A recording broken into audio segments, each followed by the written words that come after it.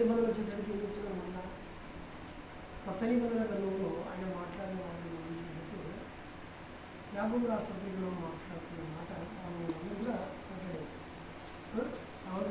అందులో కనబడి అంతలో మాయమైపోయే ఆవిరి వంటి వాడు అని చెప్తున్నాడు. అందులో కనబడి అందులో ఆవిరి వంటి వాడు అంటే 60 పోయింది, 70 పోయింది, 80 పోయింది, ఇప్పుడు అంతలో కనబడి అందులో అంటే దీని అర్థం ఏంటి? ఒకవేళ ఆవిరి వంటి వారు అంటే ఈరోజు ఎన్నో మనుషులు ఎంతకాలం బతుకుతున్నారు?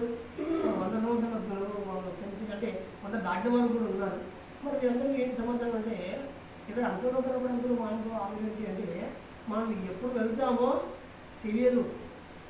అది ఒకప్పుడు 80 కానీ ఇప్పుడు 80 కూడా లేదు. ఆయన పుట్టిన వెంటనే కావచ్చు, లేకపోతే ఆ 2 ఏళ్ళు కావచ్చు, 3 ఏళ్ళు కావచ్చు, ఎప్పుడైనది ఇప్పుడు మన చిత్రం లేదు.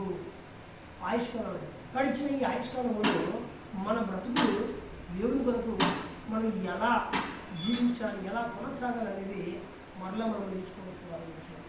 ఎందుకంటే ఈ జీవిత ప్రయాణంలో మనము వేస్తున్న ప్రతి అడుగు కూడా భవిష్యత్తులో మన నిత్యత్వానికి అది ఒక అడుగుగా మనం గమనించాలి. ఈరోజు మనం ఒక అడుగు వేస్తున్నామంటే ఈ అడుగు దేనికంటే భవిష్యత్తులో నేను ఈ లోకం విడిచిన తర్వాత దేవునితో వెళ్ళినప్పుడు మరి అక్కడ ఉండడం కోసం ఒక అడుగు వేస్తున్నానని చెప్పేసి మనం గమనించవలసిన. ఎందుకంటే దేవుడి యొక్క న్యాయం లేక దేవుని యొక్క చట్టం ఏంటంటే భూమి మీద బ్రతికిన కాలంలో మనము దేవుడిచ్చిన దేహంతో ఎలాగైతే జీవించగలుగుతామో దాన్ని బట్టి ఆయన ప్రతిఫలం ఇచ్చేవాడు ఉన్నాడు. అది మనం గమనించాలి. అందుకే యెషయా గ్రంథంలో అంటాడు మాట చూద్దాం, చూడండి చూద్దాం. యెషయా గ్రంథంలో ఈ మాట నిజంగా మరి చాలా చాలా చక్కగా ఉంటుంది. మాట మనకు కూడా ధైర్యం కలుగుతుంది. 61వ అధ్యాయము, యెషయా గ్రంథం 61వ అధ్యాయము 8వ వచనం భాగం. ఏలయనగా న్యాయం చేయుట యెహోవానకు నాకు ఇష్టము. ఏలయనగా న్యాయము చేయుట యెహోవానకు నాకు ఇష్టము. ఒకడు అన్యాయముగా ఒకరి సొత్తు పట్టుకొనుట నాకు అసహ్యము.